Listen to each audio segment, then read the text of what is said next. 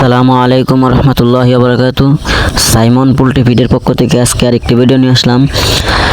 আমার চ্যানেলে কিছুদিন আগে একটা ভিডিও আপলোড দিয়েছিলাম শীতে কিভাবে বোর্ডিং করবেন। ওই বাচ্চারই আজকে বয়স 9 দিন, এইটার ভিডিও আজকে নিয়ে আসলাম। তো সবাইকে ভিডিওটি শেষ পর্যন্ত দেখার জন্য অনুরোধ রইল, সবাই ভিডিওটি শেষ পর্যন্ত দেখবেন।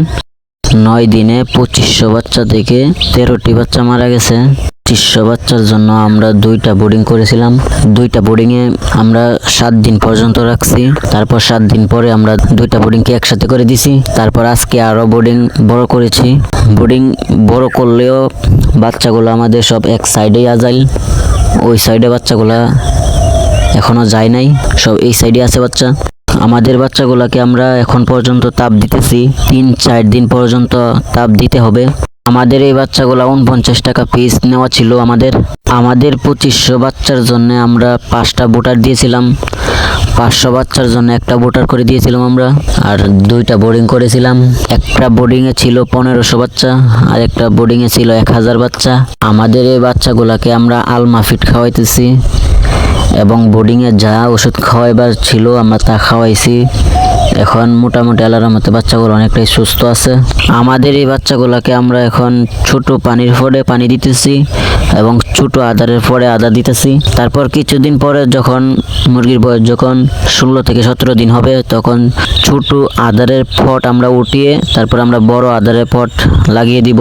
তারপর যখন মুরগির বয়স 25 দিনের উপরে হবে, তখন আমরা ছোট পানির পটগুলো আমরা উঠে ফেলবো, বড়গুলো আমরা লাগিয়ে দিব। কেননা যদি ছোট আদারের পট বেশি দিন থাকে তখন আপনার আদারটা অনেকটাই বেশি নষ্ট করবে। এই কারণে চেষ্টা করবেন যদি বড় আদারের পর থেকে আদার খাইতে পারে তখনই বড় আদারের পটগুলো লাগাই দেওয়ার, তখন আদারটা একটু কম নষ্ট করবে। আর যদি ছোট আদারে পরে খাই তখন আদারটা একটু বেশি নষ্ট করবে একটু বড় হয়ে যাওয়ার পরে বাচ্চাটা। কারেন্ট চলে গিয়েছিল, এই কারণে বুটারটা অফ ছিল। এখন কারেন্ট চলে আসছে, বুটারটা চালু হয়ে গেছে। এখনও দিনের বেলা বুটারের তলে বাচ্চা বসে আছে, এই কারণে বুটারটা অফ করি নাই, নয়তো বুটারটা অফ করে দিতাম যদি বাচ্চা বুটারের তলে না থাকতো। যেহেতু বাচ্চা বসে রয়েছে এই কারণে বুটারটা এখন অফ করি নাই। আমাদের এই বাচ্চাগুলোকে আমরা দৈনিক 5 বার পানি দেই এবং 3 বার আদার দেওয়ার চেষ্টা করি। 5 বারের ভিতরে আমরা 4 বারই ওষুধের পানি দেই বাচ্চাকে, আর 1 বার সাদা পানি খাওয়াই, আর 3 বার আদার দেই আমরা, সকালে 1 বার, দুপুরে 1 বার, তারপর রাত্রে 1 বার। আমাদের বাচ্চাকে যখন আমরা সাদা পানি দেই তখন দৈনিক 4 বার পানি দেওয়ার চেষ্টা করি বাচ্চাকে। আপনারা যারা মুরগি পালন করেন বা যাদের খামার আছে, আপনারা চাইলে কালার বাট বাচ্চাটা নিয়ে পালন করে দেখতে পারেন, কারণ এটা 45 থেকে 50 দিনের ভিতরে বিক্রি করে দেওয়া যায়। আর 1000 কালার বাট মুরগি 40 বস্তা খাদ্য খেয়ে 1 কেজি ওজন আসে। আপনারা এটা পালন করে দেখতে পারেন, আশা করি সকলেরই ভালো হবে। আর খাদ্যটা আপনি একটু ভালো কোম্পানির খাদ্যটা খাওয়াবার চেষ্টা করবেন মুরগিকে, তাহলে আশা করি সকলের মুরগির ওজনটাই ভালো আসবে। কেননা কালার বাট বাচ্চাটা শীতে তেমন মর্টালিটি হয় না এবং শীতে তাপটাও বেশি দিতে হয় না। কেননা শীতে কালার বাট বাচ্চাটা তেমন মারা যায় না এবং তাপটাও বেশি দিতে হয় না।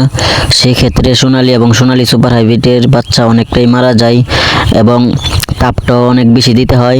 সেক্ষেত্রে আপনারা কালার বাট মুরগিটা পালন করে দেখতে পারেন। আপনাদের সবাইকে ভিডিওটি শেষ পর্যন্ত দেখার জন্য সাইমন পোল্ট্রি ফিডের পক্ষ থেকে অনেক অনেক ধন্যবাদ। আর আমাদের চ্যানেলে আরও অন্য মুরগি ভিডিও দেওয়া আছে, আপনারা চাইলে আমার চ্যানেল থেকে ঘুরে আসতে পারেন।